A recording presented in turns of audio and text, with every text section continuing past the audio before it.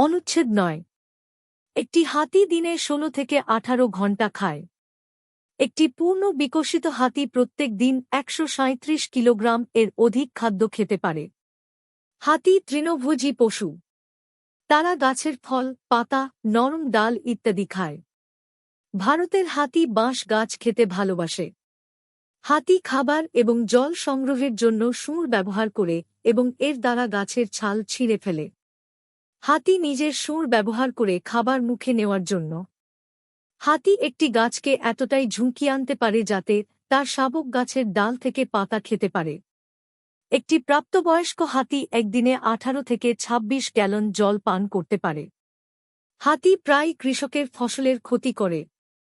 এরা আখ খেতে ভালোবাসে, তাই কৃষকদের ক্ষেত রক্ষা করতে হয়। যখন কৃষকরা হাতি দেখে তখন জোরে জোরে চেঁচামেচি করে। কখনো ওরা পালিয়ে যায়, কিন্তু প্রায়ই তারা গ্রাহ্য করে না, ক্ষেতে ঢুকে আখ উপড়ে ফেলে।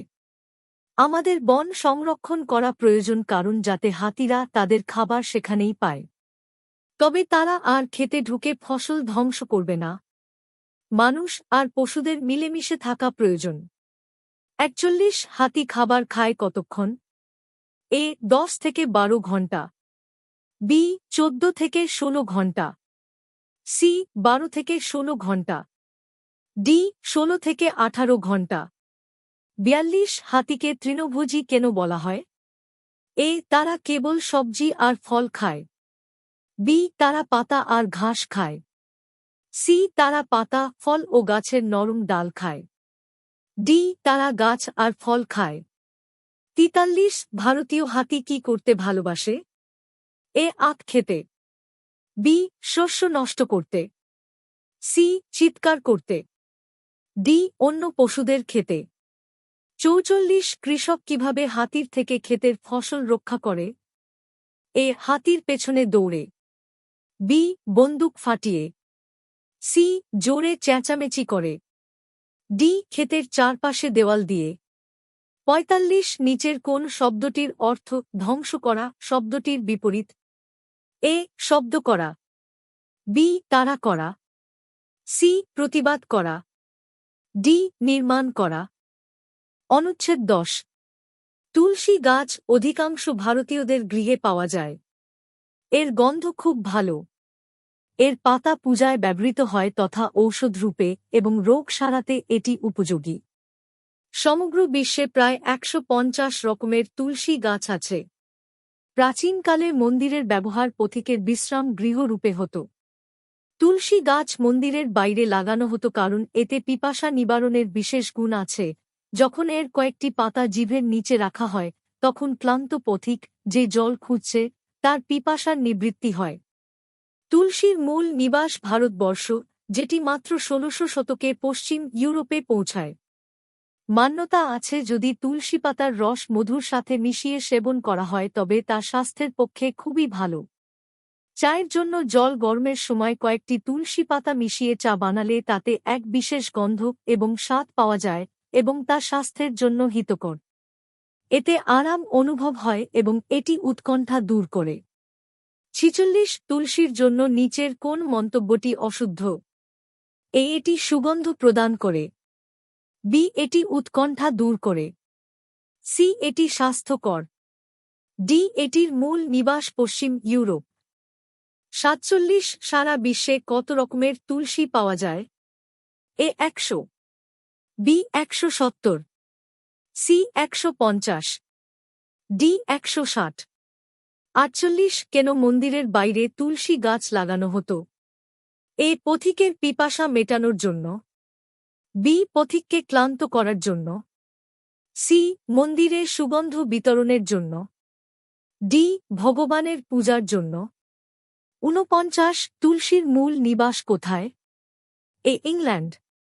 বি ভারতবর্ষ। সি চীন। D Italy.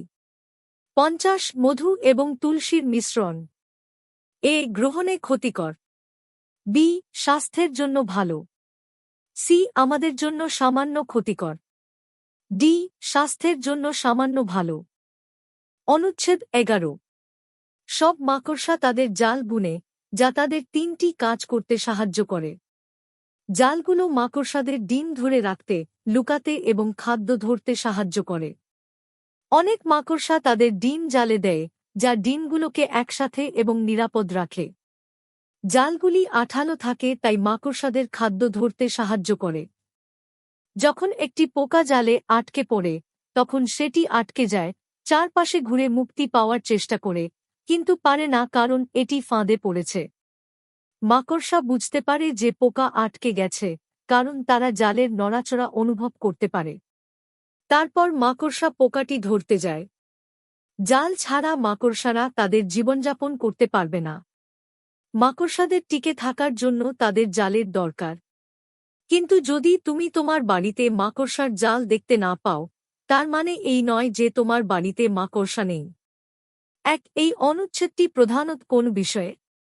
এ. মাকড়সার রং। বি. মাকড়সার জাল। সি. মাকড়সার ডিম। ডি. মাকড়সার খাবার। 2. মাকড়সার জাল কোন কাজে সাহায্য করে না? এ. ডিম ধরে রাখা। বি. খাদ্য ধরা। সি. ডিম সংরক্ষণ। ডি. পোকাকে ভয় দেখানো। 3. মাকড়সারা কিভাবে জানতে পারে কখন কিছু তাদের জালে আটকা পড়েছে? এ. তারা শোনে। বি. তারা গন্ধ পায়। সি. তারা অনুভব করে। ডি. তারা দেখে। 4. বাড়িতে মাকড়সার জাল না পাওয়ার মানে কি নয়? এ. মাকড়সা আর ক্ষুধার্ত নয়। বি. মাকড়সা ঘুমিয়েছে। সি. বাড়িতে মাকড়সা নেই। ডি. বাড়িতে মাকড়সা থাকতে পারে। 5. এখানে টিকে থাকা অর্থ হল: এ. গ্রহণ করা। বি. দেখা। সি. চিন্তা করা। ডি. বেঁচে থাকা। অনুচ্ছেদ 12। শিশুরা দ্রুত প্রস্তুত হওয়া খাবার, ফাস্ট ফুড, খেতে আকৃষ্ট হয়। এটি তৈরি করতে কম সময় লাগে এবং বাজারেও সহজলভ্য। শিশুরা ফল, অঙ্কুরিত ডাল বা বীজ, স্প্রাউটস খাওয়ার চেয়ে ফাস্ট ফুড বেশি পছন্দ করে। নুডলস, বার্গার এবং পিৎজার চাহিদা বেশি। যদিও এগুলো তৈরি করা সহজ এবং বেশিরভাগ মানুষ এগুলো পছন্দ করে, তবুও এগুলো আমাদের জন্য ক্ষতিকর। এগুলো আমাদের শরীরের জন্য ভালো পুষ্টিমান দেয় না। অনেক গবেষক প্রমাণ করেছেন যে এই খাবারগুলো স্বাস্থ্যের জন্য ভালো নয়। এগুলো তেলে গভীর ভাজা হয়, যা স্বাস্থ্যের উপর ক্ষতিকর প্রভাব ফেলতে পারে। এটি আমাদের মোটা করে দিতে পারে। স্থূলতা, পরবর্তীতে ডায়াবেটিস এবং উচ্চ রক্তচাপের কারণ হতে পারে। যারা অনেক ফাস্ট ফুড খায় তাদের জীবনধারার রোগ যেমন ডায়াবেটিস এবং উচ্চ রক্তচাপে আক্রান্ত হওয়ার সম্ভাবনা বেশি। যারা পুষ্টিকর খাবার খায় তাদের তুলনায় তাদের বৃদ্ধি খারাপ হবে। মানুষ পশ্চিমা সংস্কৃতির অনুকরণ করছে এবং বাড়িতে তৈরি খাবারের পরিবর্তে ফাস্ট ফুড পছন্দ করছে।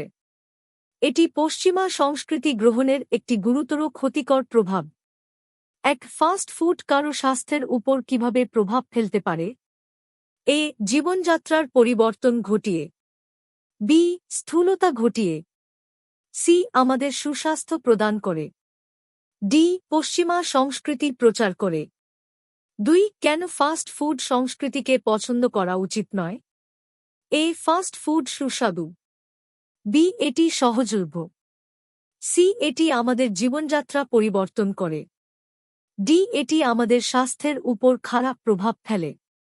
3. অনুচ্ছেদে অনুকরণ করা শব্দটির সমার্থক শব্দ কোনটি? এ. নকল করা। বি. তুলনা করা। সি. কাজ করা। ডি. গ্রহণ করা। 4. ফাস্ট ফুড কোন রোগের কারণ হতে পারে? এ. নিদ্রাহীনতা। বি. জীবনধারার রোগ। সি. অর্থব্যয়ের চাপ। ডি. সামাজিক মর্যাদা হ্রাস। 5. বাড়িতে তৈরি খাবার হল: এ. পুষ্টিহীন। বি. ফাস্ট ফুডের চেয়ে ভালো নয়।